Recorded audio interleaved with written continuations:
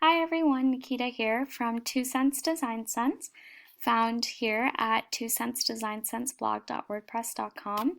For anyone who's new here, this blog is essentially a curation of design content as it relates to other disciplines. And today we're going to be talking about photo and image editing tools. Now, I chose to talk about this topic just because I feel like it's an essential skill in a number of different disciplines related to design. Whether you're going into visual design, logo design, print design, the list goes on. This is a very useful skill. Now, most professionals in the field use the very popular Adobe Photoshop. So if you can afford it, then I definitely recommend using this just because it's widely used in the industry.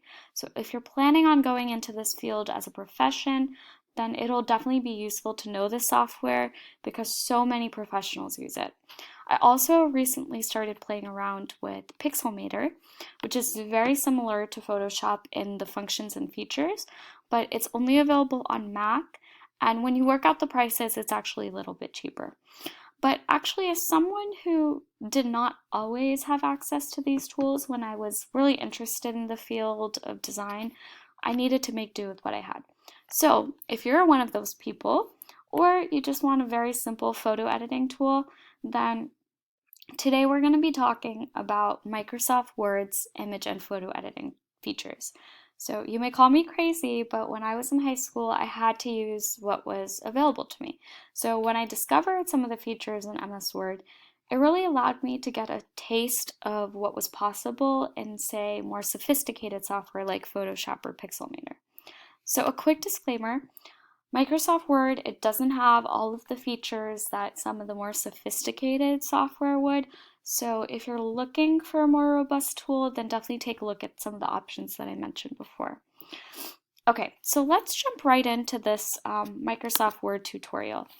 As you can see here, I have a image that's placed on a document. This is actually the 2011 version of Microsoft Word, but these features are available in more recent versions as well. So to get started, I'm going to reset this image. Once I've placed an image on the document and I click it, you'll notice that a purple tab opens up known as Format Picture.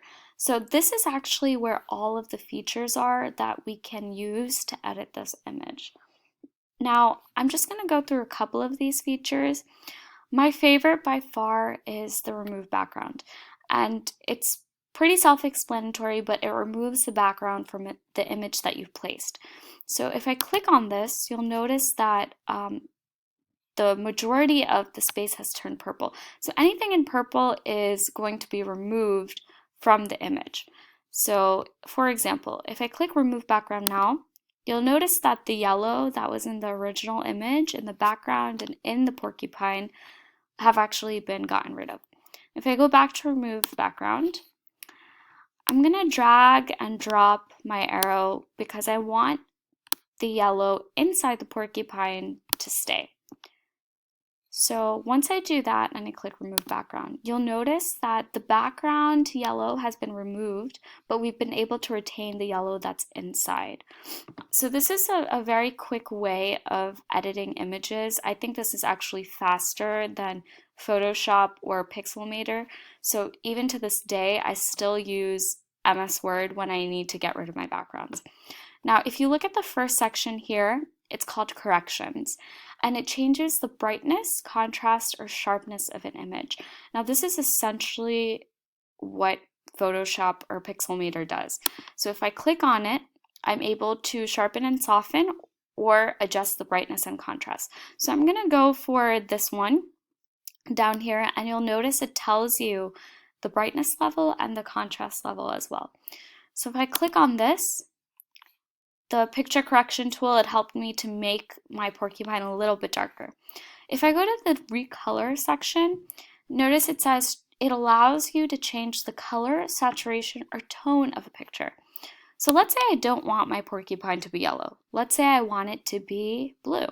So if I click on this, any area that was previously yellow will be blue.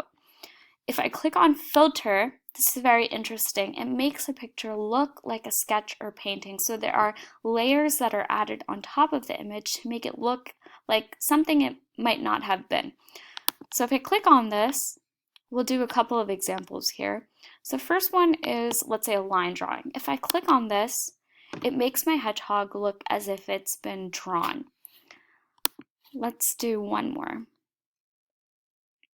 If I click on, say, the texturizer, it makes my porcupine look like the body has a little bit of texture.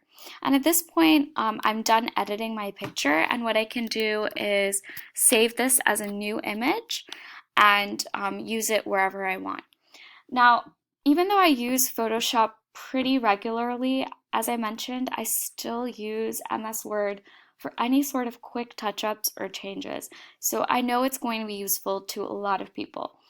I really hope you guys enjoyed this tutorial. If you'd like me to do more in this kind of design essentials series, or you have any recommendations to this regard, then go to my blog, 2 Cents Design Sense, click on the contact, fill out the form with your recommendation, and make sure to keep in touch. If you like what you saw, then follow along for more content on what happens when design meets world.